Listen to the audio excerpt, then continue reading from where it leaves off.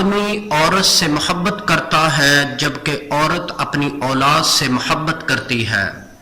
اس بات کی مکمل سمجھ مجھے اس رات آئی۔ یہ گزشتہ صدی کے آخری سال کی موسم بہار کی ایک رات تھی۔ میری شادی ہوئے تقریباً 2 سال ہو گئے تھے اور بڑا بیٹا تقریباً 1 برس کا رہا ہوگا۔ اس رات کمرے میں 3 لوگ تھے، میں، میرا بیٹا اور اس کی والدہ۔ 3 میں سے 2 لوگوں کو بخار تھا۔ مجھے کوئی 104 درجہ اور میرے بیٹے کو 101 درجہ بخار تھا۔ اگرچہ میری حالت میرے بیٹے سے کہیں زیادہ خراب تھی، ناساز تھی، تاہم میں نے یہ محسوس کیا کہ جیسے کمرے میں صرف 2 ہی لوگ ہیں، میرا بیٹا اور اس کی والدہ۔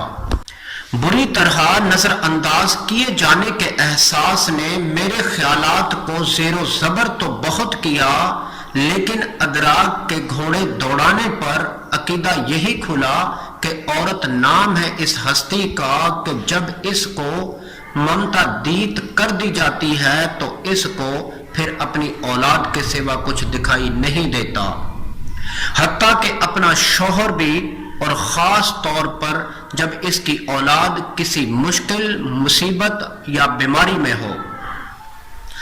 اس نتیجہ کے ساتھ ہی ایک نتیجہ اور بھی نکلا، وہ یہ کہ اگر میرے بیٹے کے درد کا درمان اس کی والدہ کی آغوش ہے تو یقیناً میرا علاج میری ماں کی آغوش ہوگی۔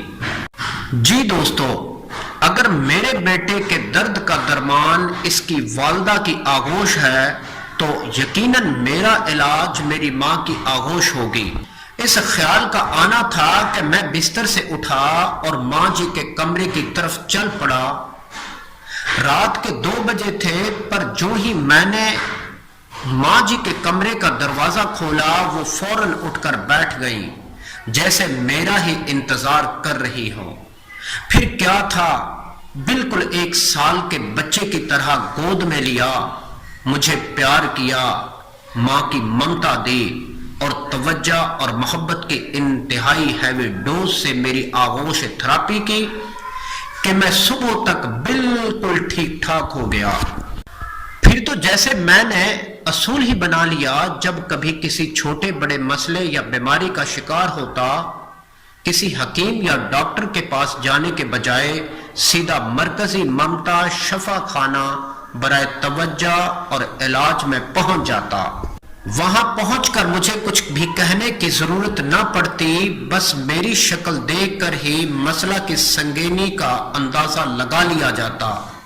میڈیکل ایمرجنسی ڈکلیئر کر دی جاتی، مجھے میڈیکل سپرڈنٹ ماں جی کے ہی بستر پر لٹا دیا جاتا اور ان کا ہی کمبل اڑا دیا جاتا۔ کسی کو یخنی کا حکم ہوتا تو کسی کو دودھ لانے کا۔ خاندانی معالج کی ہنگامی طلبی ہوتی، الغرض توجہ اور محبت کی اس ہیوی ڈوز سے آغوش تھراپی ہوتی اور میں بیماری کی نوعیت کے حساب سے کبھی چند گھنٹوں اور کبھی چند پہروں میں روبہ صحت ہو کر ڈسچارج کر دیا جاتا۔ یہ سلسلہ تقریباً 3 ماہ قبل تک جاری رہا۔ وہ وسط نومبر کی ایک خنک شام تھی، جب میں آفس سے گھر کے لیے روانہ ہونے لگا تو مجھے لگا کہ مکمل طور پر صحت مند نہیں ہوں۔ تبھی میں نے آغوش تھراپی کروانے کا فیصلہ کیا اور گھر جانے کے بجائے ماں جی کی خدمت میں حاضر ہو گیا۔ لیکن وہاں پہنچنے پر اور ہی منظر دیکھنے کو ملا۔ ماں جی کی اپنی حالت کافی ناگفتہ اور ناساز تھی۔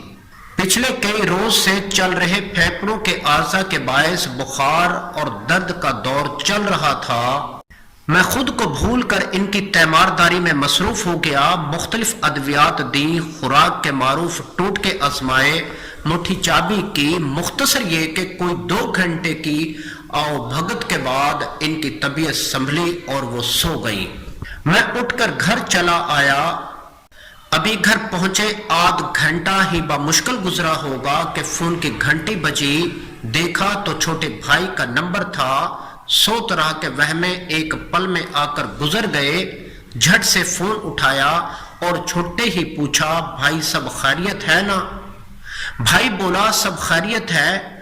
وہ اصل میں ماں جی پوچھ رہی ہیں کہ آپ کی طبیعت ناساز تھی اب کیسی ہے؟ اس روز میرے ذہن میں ماں کی تعریف مکمل ہو گئی تھی۔ اس روز مجھے ماں کی تعریف کا علم ہو گیا تھا۔ ماں وہ ہستی ہے جو اولاد کو تکلیف میں دیکھ کر اپنا دکھ اپنا آپ بھی بھول جاتی ہے۔ دوستو، ماں کی خدمت کریں، ماں کی ممتا حاصل کریں، ماں سے محبت سمیٹیں، اور اگر آپ کو جنت چاہیے تو کہیں دور جانے کی ضرورت نہیں، کہیں دور سے جنت مل نہیں سکتی، بس یہی کہیں ماں کے قدموں میں تلاش کیجئے اور جنت حاصل کیجئے۔ Thank you very much.